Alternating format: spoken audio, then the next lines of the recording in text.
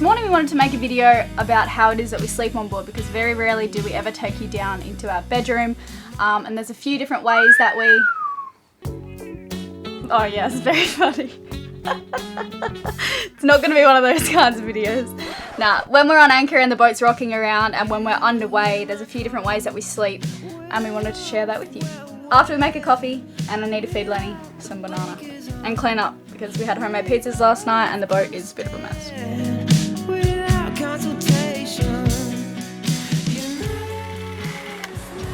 It's summertime and living is easy. Pick which one you want. Pick which one. You can have two. Pick two, not the spoon. Okay. Now I need the spoon to mash. Tell for Mum. Yeah, it's coming. You want to help? Alright. Here. There we go. Is that good? More? Some for Mum. Oh no. Oh jeez. Oh no. Oh no. Oh no. Quick, get the spoon in his mouth. Without the blinkers on, we both understand. Without consultation, you notice me, and I notice you. So welcome to our room. Yes, mate. This is where Riley, Lenny and myself sleep most of the time. We sleep together. This little one's sleeping next to me, and you seem to get a bit of room on your side. Yeah? Yeah? No, not really? Yeah, I do. I'm not sure what size bed this is. I think it's a queen. It's like certainly big enough for the three of us. Yeah, it is. So a few things that's really cool about like a boat bed is that we have a sunroof and we can see the stars from here. It's also like really good for airflow. With the hatch up like that, the wind just funnels down. We got a few we got a few windows. So this window here, Riley, do you want to demonstrate how the cover goes on?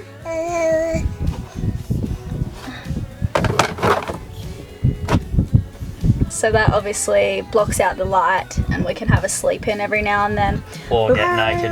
Or get nude. Best thing is being able to see the water. Yeah. Did you say that? No, but that's kind of a given. Wow, I think we should highlight it. Lenny sits here, like especially if we're on crossing or something and the water's rushing by. That's pretty cool. Yeah. And when we're in marinas, obviously that cover's great for privacy. We don't want people looking in through these windows. We have another window here where you can see the back of the boat, have a little peek out. We've got two fans here for when it's super hot. How many volt are these fans? 12 volt. 12 volt fans. They don't use much power. And it took about a year of convincing, but Riley let me get these beautiful little fairy lights. We bought them in France when we first got the boat, and Lenny just loves them. If he wakes up and he sees the lights, he's usually entertained. He's got no idea that they're on at He all. does so. Zero clue. Want to bet? You think he goes, oh, look at all the wonderful fairy lights. He does, Bookie. You watch this. You watch. It does look nice. There's no way that Lenny takes the time to appreciate it. Have you seen the lights, Lenny? Look up here.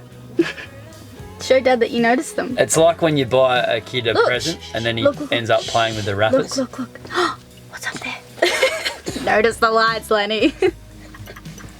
Riley's still not convinced, but I swear Lenny wakes up and he sees them and he's mesmerised by them. Look, he's looking at them now.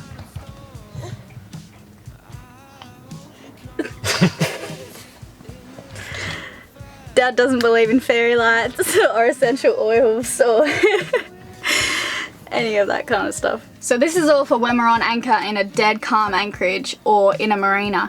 When we're in a rolling anchorage, which is very rare that we're actually in an anchorage with rolling waves, but when we are, a few things can happen. There can be slapping noises from the waves on the hulls, and that can be pretty loud in here.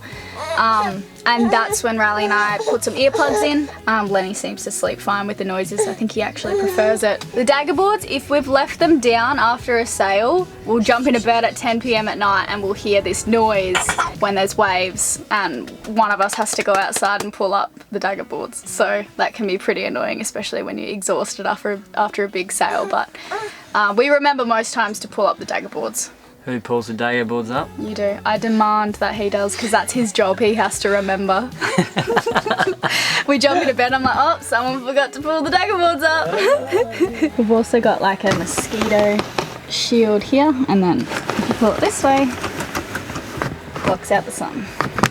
On an elephant. Here we go, mate, in the bucket. The rider evolved to serve the elephant. 2. You can see the rider serving the elephant. If you want to change someone's mind about a moral or political issue, talk to the elephant first. If you ask people to believe something that violates their intuitions, they will devote their efforts to finding an escape hatch, a reason to doubt your argument or conclusion. So we teamed up with Audible for this episode. You guys know we love listening to audiobooks on board. And now with little Lenny around, we can listen to them out loud. I had been going through a book about sleep and I was like, oh, that's perfect. But it's just not a very good book. It basically just says Sleep is important. Yeah, sleep's important. Don't forget to sleep. So the book that I am going to recommend, which I think is really, really, really good, is Jonathan Haidt's The Righteous Mind. So we can all agree that the internet and social media are creating a divide in society, and you know we all know that very much. I think that this book would go a long way to A, explaining that, and B, creating a way or an understanding where we could get back to a bit more amicability, niceness to each other. I don't know. It's a really good book. I think you should check it out. If you guys haven't discovered Audible yet, they're giving you 1 free audiobook and 2 free Audible originals, which are their exclusive titles created by celebrated storytellers from worlds as diverse as journalism, theatre, literature and more when you try Audible for 30 days. So feel free to check it out. You can use our link audible.com/SLV, or if you're in the US, you can text SLV to 500 500 to get started. That's audible.com/SLV, or text SLV to 500 500. You should sign up to Audible because it's good for you and you're just more efficient day to day. Listen to it on a train or whatever. Like it's a no-brainer. And you don't have to get The Righteous Mind. They have so many audiobooks on there to pick from. Let us know what you're listening to. We always appreciate a few book recommendations. Thanks, guys. Someone's just woken up from a nap. How was your snooze, little man? Cuddles for Dad? Not very sure about that, are you? Cuddles for Dad? Oh. When we're sailing, obviously, as the wind picks up, so do the waves, and sleeping can become problematic, would you say, Elayna? Yeah. It's been a lot better on this boat than the old boat because we're not heeling, rocking as well with the clinking of the pots and the pans. Also, because we're quite zippy, we are generally heading downwind and we're going not at the speed of the waves but closer to, so the frequency of the waves interfering with the stability of the boat is lessened, and therefore it is generally more stable, more comfortable, and probably therefore more safe. But sleeping in that starboard aft cabin, when you're down there, one thing that will definitely wake you up is, if you can imagine, the wave trains they're never directly behind you on a catamaran, or you're generally speaking going to be heading off at a slight angle. But every now and then there'll be one of the waves which just approaches at a different angle, and if that is breaking or slaps on the side, it's a slap, and it wakes you up, and then we all cry. It's an earth-shattering slam. It's like, I don't know how many tons of water are just smashing against the side of your boat. That's going to interfere with your sleep without a shadow of a doubt. Okay, I'm now standing on our hatch that goes through to our bedrooms. I'm standing on the ceiling of our bedroom. A lot of the time you'll find that the wind and the waves are coming from about 120 to 140 degrees, and you'll alter your course to try and keep that on this type of vessel. So what happens is occasionally you'll get a wave come from more to 90 degrees and it'll really slap on the side of the boat, and that's that big explosion and bang. That obviously happened on the old boat as well, but what we found works occasionally is we'll go and sleep on the other side. The wind and the waves are breaking there, it's the windward side, we're on the leeward side, and it just causes a bit of a barrier. The sound transfers less, and we'll occasionally just come and sleep in this side because it's just more comfortable. He's not caring for his drive. We're going to show you where it is that we sleep when it's really rough weather and we're going like really fast and there's a lot of noise. Strolling, strolling through life. He's never dissatisfied with his normal time. These are the cushions that we keep down in Lenny's room. He's jaunty, cheery, breezy, because his life is easy. It's the unaffected joy of being carefree.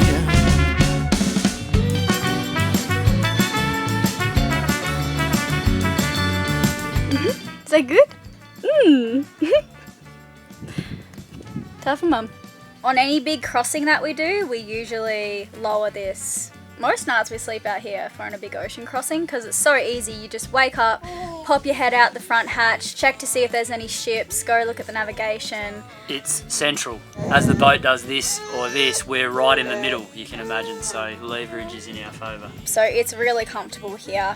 The only thing that happens up here that can be quite annoying, and this doesn't happen often, but it happened a few times when we were crossing the Atlantic, there's a thing called donkey slaps. It's less common on this catamaran because we do have a higher clearance under our boat than some other more heavier, slower production catamarans. Oh, Elayna!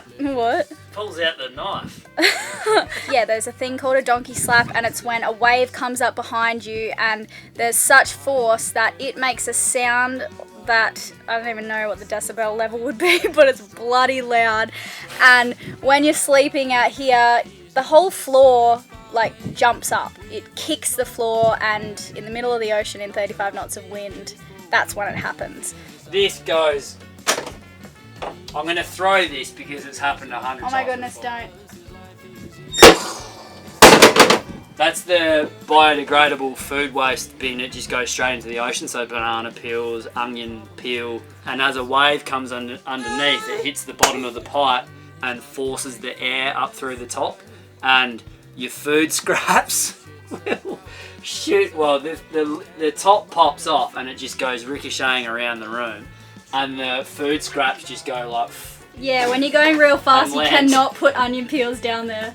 They just float. The food scraps that are like around the side, Elayna. Oh, the gross Like, bits. all the dirty old stuff, like old potato peel that's just sort of stuck to the edge. Yeah. Just goes up with a bit of water and just goes bang and lands on probably your clean dishes. One way to clean it. Yeah.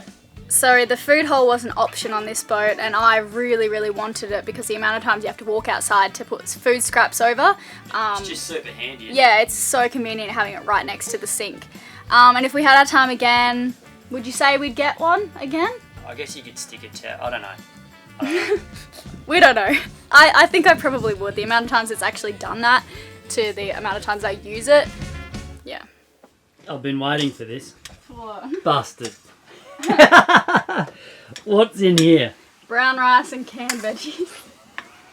We're trying to get rid of all the old food on the boat. You do cook a lot of delicious meals, but a lot of the time on the boat, we're looking after Lenny, you're editing. We don't have time to knock up a delicious meal. Sometimes it's You're just smashing down some canned veggies. delicious. You're easy to feed, Lenny. Oh, maybe not super easy. It's actually pretty good.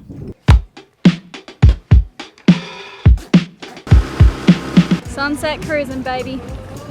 We saw a shipwreck over here and there's some beautiful little islands, so we're going to take you for a sundowner cruise. Oh, I forgot the rum. Well, then we'll have to go back. Oh, nah. Oh. Alright, go back. Our friend gave us some rum. It's pretty damn nice. Fun size.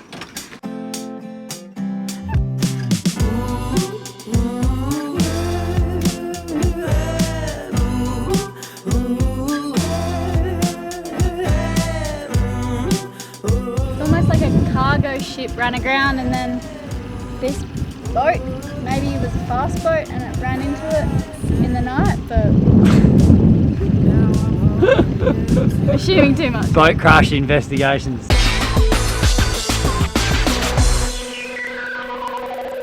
I'm saved. Now I've got you tonight. My faith. Hi. Hi. Yeah. Hi.